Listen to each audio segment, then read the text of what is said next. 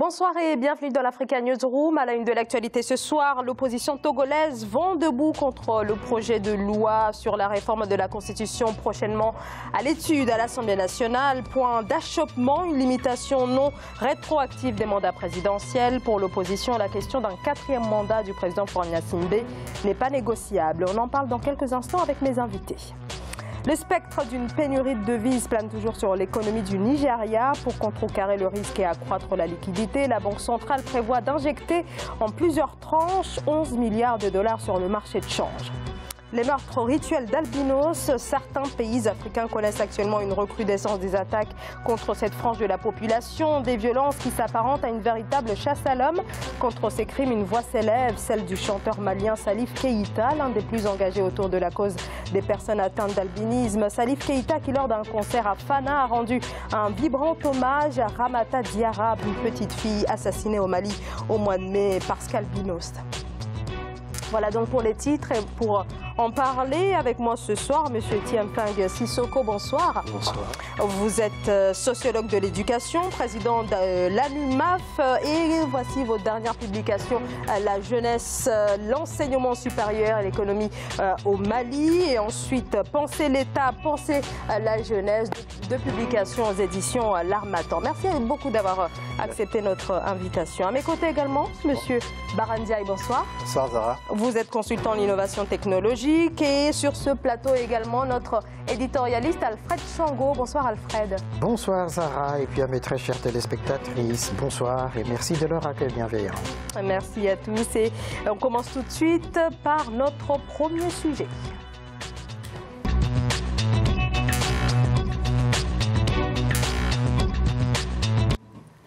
Convoqué le 21 novembre pour examiner en commission le projet de loi de révision de la Constitution, les députés de l'opposition togolaise ont fini par boycotter la séance à l'Assemblée nationale. Le nouveau projet de loi du gouvernement qui doit dans les prochains jours être soumis au vote prévoit notamment un mode de scrutin à deux tours pour la présidentielle, mais également la limitation à 2 du nombre de mandats présidentiels. Mais seulement voilà, ce texte est non rétroactif.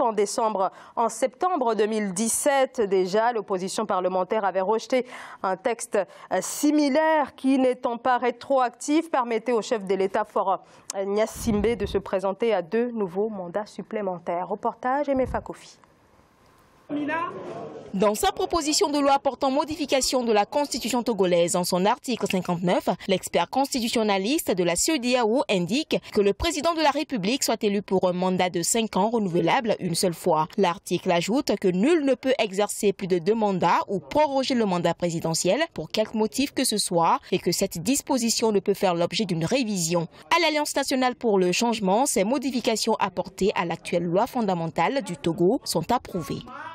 Le retour à la Constitution de 1992 ne passe pas par la modification de seulement 3 articles, mais parce que nous sommes dans un dialogue, nous nous en remettons à la CEDEAO comme devait le faire l'autre partie au dialogue et ne pas venir nous présenter un texte concocté unilatéralement par ses soins qui a d'ailleurs déjà été rejeté en 2017. Le projet de loi de révision constitutionnelle soumis à l'Assemblée nationale en commission de loi ne fait toujours pas l'unanimité. Selon le gouvernement, le Togo aura une nouvelle constitution au plus tard le 30 novembre, à condition qu'elle recueille les 4/5 de la majorité des députés. Le gouvernement ayant les 2 tiers risque d'appeler à un référendum. Maintenant, avec quel texte le gouvernement va appeler au référendum? Avec celui de la CEDEAO ou avec son propre texte? Là se pose tout le problème togolais. Outre l'article 59, les nouveaux articles modifiés de la Constitution du 14 octobre 1992 proposés par la CEDEAO sont les articles 60 et 100. Ils sont liés respectivement au mode de scrutin à 2 tours et à la limitation du mandat des membres de la Cour constitutionnelle. Alors, ce texte reprend quand même les points qui étaient exposés dans l'autre texte qui était présenté en septembre 2017. Et c'était d'ailleurs l'une des causes de cette crise qui se prolonge au Togo. Donc là, avec ce texte, retour au point de départ. Que cherche véritablement Thiemping Sissoko, le gouvernement togolais qui a initié un dialogue, mais aussi une médiation avec la CEDEAO? Moi, je pense que ce qui est en train de se jouer dans cette partie du monde, qui n'est pas seulement spécifique au Togo, c'est une demande d'alternance politique, puisque quand on regarde l'histoire du Togo, qui est un tout petit pays en Afrique, on se rend compte quand on prend le président actuel, Yassimbe fils, et son père, Yassimbe père, ils totalisent plus de 50 ans de règne. On s'est un peu étonné que ce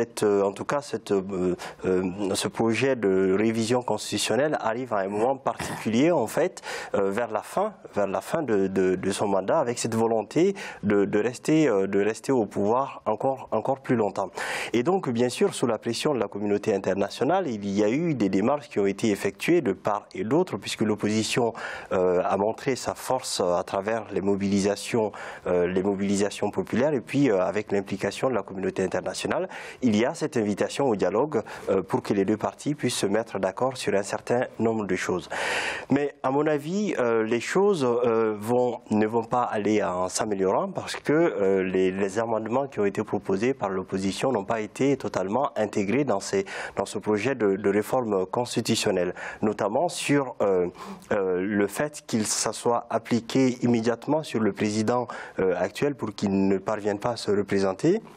Et sur aussi, vous l'avez évoqué, sur le mode de scrutin. Alors comme la question revient en tout cas on peut se poser la question de à quoi ont servi ces pourparlers initiés déjà en début d'année, et puis cette médiation de la CEDEAO, puisque là du coup on revient à la problématique du fait que de la non-rétroactivité de ce texte. Vous avez parfaitement raison, nous sommes dans un cercle vicieux à qui incombe la responsabilité d'un projet de changement. En tout cas, il y a l'opposition qui s'est prononcée avec les arguments clés, le pouvoir qui essaie de faire des efforts vers cette opposition, mais en restant sur sa position. À mon avis, dans cette situation, je crois qu'il y a cette volonté, en tout cas c'est ce qu'ils affichent, d'aller les uns vers les autres, mais en même temps, ils sont cantonnés sur les positions, sur les privilèges qui ne peuvent pas être laissés, en tout cas du jour au lendemain. Barandiaï, ce qu'on peut constater, Zara, c'est qu'au niveau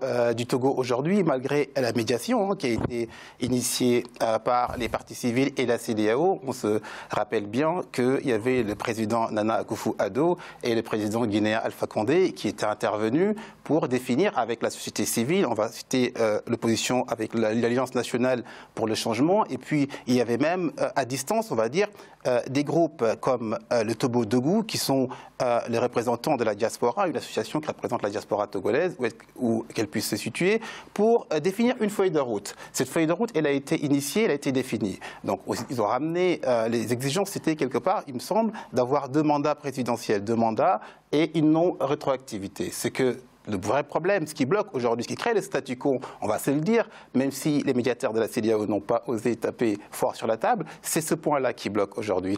Effectivement, vous l'avez dit tout à l'heure, au Togo, il y a eu une succession de père en fils. C'est bien, quelque part, mais ils ont fait leur temps. Aujourd'hui, il y a une renaissance, il y a des citoyens togolais qui veulent mener le Togo de l'avant. Il faudra instaurer ce dialogue national, continuer en tout cas à respecter les doléances de l'opposition, c'est-à-dire libérer déjà toutes les manifestations qui ont été arrêtées quelque part lors des différentes manifestations, lever le statu quo, remettre les 2 mandats non rétroactifs et effectivement aller aux élections en toute transparence et éviter un chaos, parce que si on part dans ce contexte aux élections législatives prévues en décembre, ce qui va se passer, c'est qu'il y aura le chaos et nous avons tout intérêt à stabiliser cette région, sachant que tout le voisinage actuellement, il y a des élections qui se préparent aussi et ça risque d'exploser dans la sous-région. Alfred Tchongo. Moi, je dirais 2 choses. D'abord, il y a eu cette volonté, effectivement, des uns des autres de rapprocher les points de vue et surtout de solliciter la CEDEAO qui a rendu un document, justement, et si on s'en tenait au terme du droit, le droit communautaire est supérieur au droit national, et que donc, effectivement, les propositions qui ont été faites auraient dû, justement, être entérinées par la commission des lois du Parlement togolais. Or, on revient en arrière, donc on est dans une sorte d'impasse, en quelque sorte. Alors, la question de la rétroactivité de la loi, normalement, lorsqu'il y a modification de la loi ou de la Constitution, effectivement, la loi ne dispose pas pour le passé, la loi dispose toujours pour l'avenir. Donc c'est le principe de non-rétroactivité de la loi. Oui. Et là, je pense, l'opposition est coincée sur ce point-là. C'est-à-dire, vous ne pouvez pas demander la modification de la Constitution et en même temps dire, mais la Constitution qui arrive doit s'appliquer à celui qui est au pouvoir.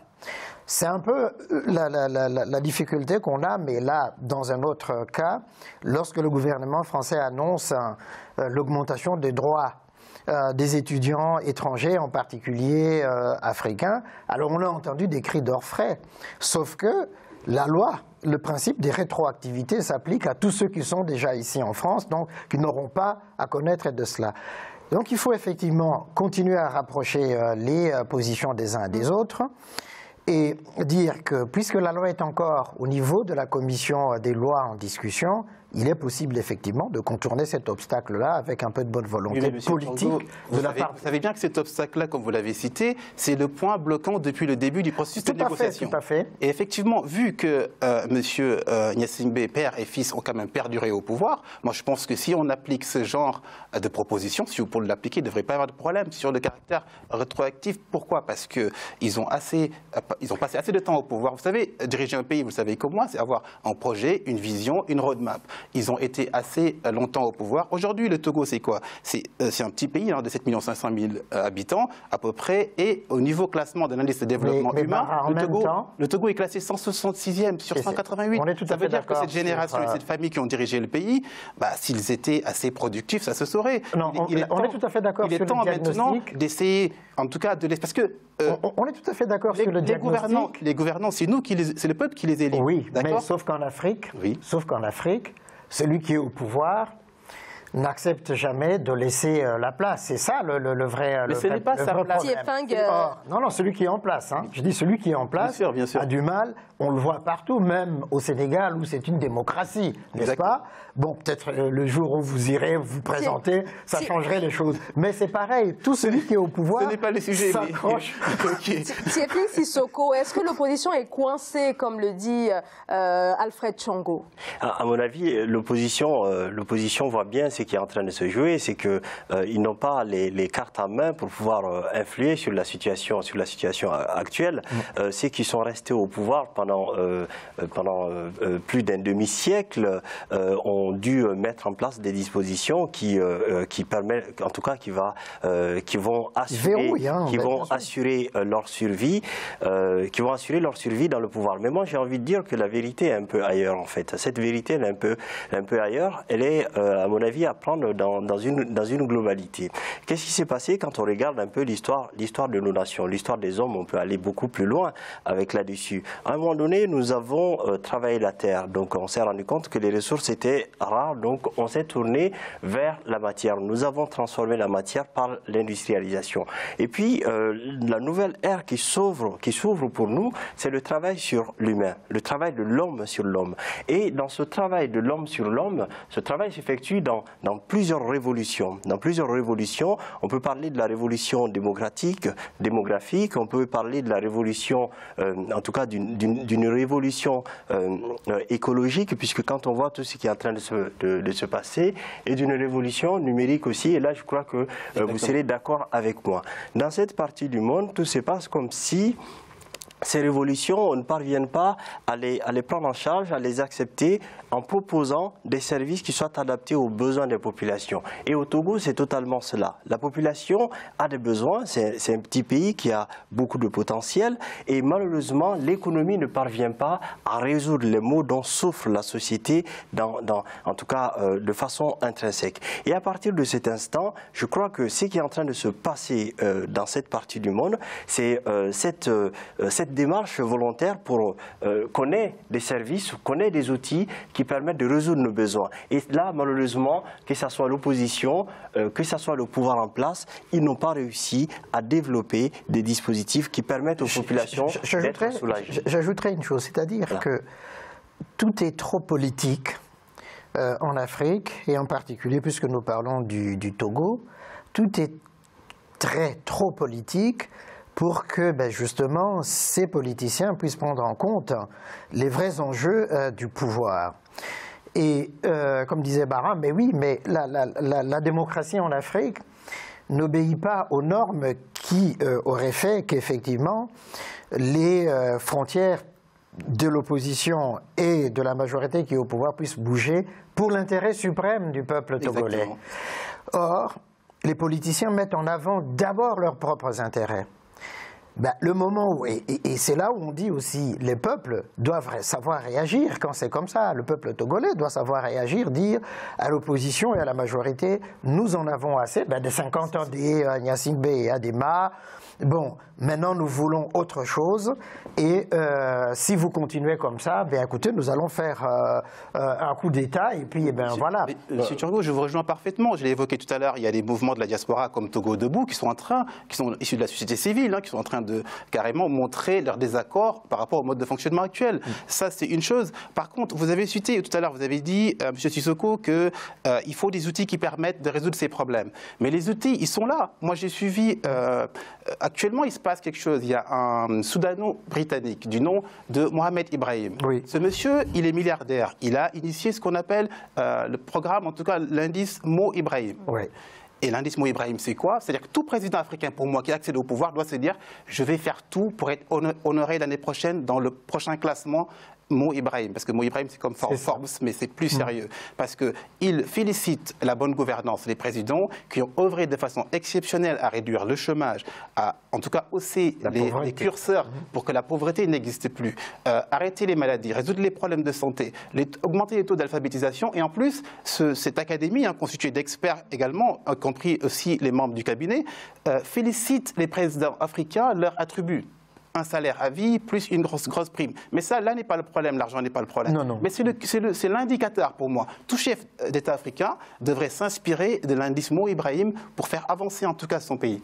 Là où je dis que les outils manquent cruellement, c'est que rien que sur la disposition juridique, sur le projet de loi constitutionnelle, on se rend compte que les dispositions de la Constitution ne sont pas à la hauteur des enjeux. Aujourd'hui, l'opposition est en train de se battre pour que le président ne reste pas à vie, puisqu'à un moment donné, quand il va faire deux mandats, vu son âge, on voit bien qu'il risque de rester au pouvoir assez longtemps. Et deuxièmement, sur le mode de scrutin qui est en cause aujourd'hui, qui a la proportionnelle avec une majorité qui l'emporte.